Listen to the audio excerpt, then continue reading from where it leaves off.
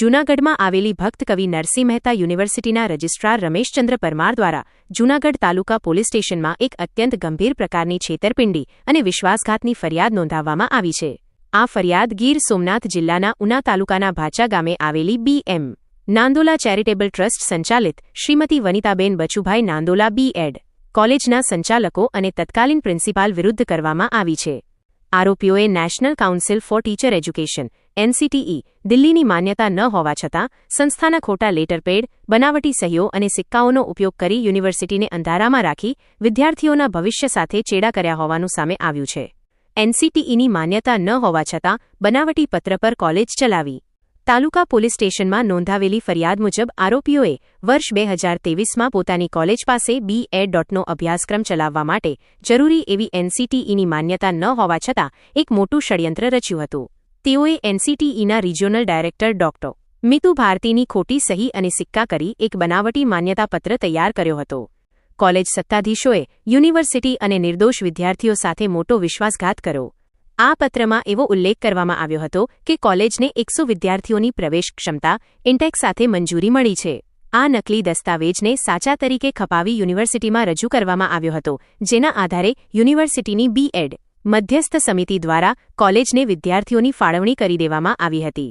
આમ college સત્તાધીશોએ university અને નિર્દોષ વિદ્યાર્થીઓ સાથે મોટો વિશ્વાસઘાત કર્યો હતો.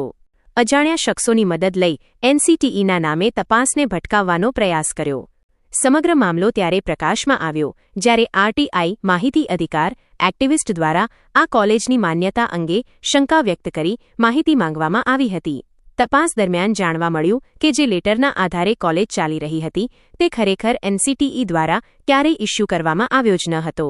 આટલું જ નહીં, જ્યારે યુનિવર્સિટી દ્વારા વેરિફિકેશન માટે પ્રક્રિયા હાથ ધરવામાં આવી ત્યારે આરોપીઓએ અન્ય અજાણ્યા શખ્સોની મદદ લઈ NCTEના નામે વેરિફિકેશનનો પણ ખોટો પ્રત્યુત્તર લેટર મોકલાવી તપાસને ભટકાવવાનો પ્રયાસ કર્યો હતો. સતત 2 વર્ષ સુધી આ રીતે છેતરપિંડી આચરી વિદ્યાર્થીઓ પ્રવેશ મેળવતા રહ્યા અને તેમનું શૈક્ષણિક વર્ષ જોખમમાં મુકાયું હતું. તે તમામ વિરુદ્ધ તપાસ કરવા માટે અને જે વિદ્યાર્થીઓ છે તેઓની સાથે વિશ્વાસઘાત કરવા માટે અને વિદ્યાર્થીઓની કારકિર્દીને નુકસાન પહોંચાડવા માટે અને જે બનાવટી લેટર જે છે તેને ખોટા લેટરને સાચા લેટર તરીકે ઉપયોગ કરવા માટે જે ગુનાહિત પ્રવૃત્તિ અંજામ આપેલ છે તે તમામ વિરુદ્ધ કાર્યવાહી કરવા ફરિયાદ નોંધવામાં આવેલ છે. અને હાલ 2017થી 18 સુધી સૌરાષ્ટ્ર યુનિવર્સિટી સાથે જોડાયેલી હતી.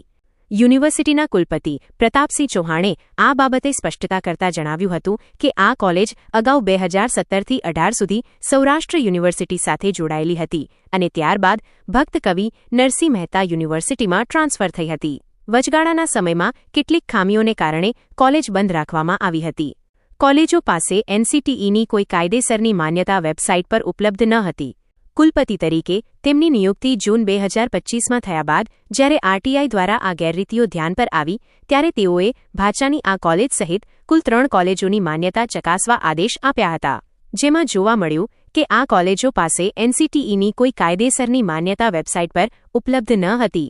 પુરાવા રજૂ કરવામાં નિષ્ફળ રહેતા આખરે 2025થી 26ના વર્ષથી આ કોલેજોમાં એડમિશન પ્રક્રિયા પર રોક લગાવી દેવામાં આવી હતી.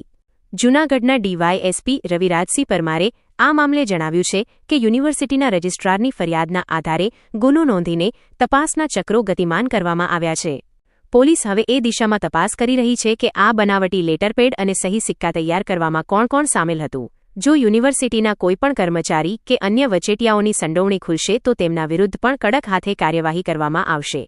હાલમાં ભાચા કોલેજના સંચાલકો, તત્કાલીન પ્રિન્સિપાલ અને ખોટા દસ્તાવેજો બનાવવામાં મદદ કરનાર તમામ વિરુદ્ધ કાયદાકીય શિકંજો કસવામાં આવ્યો છે.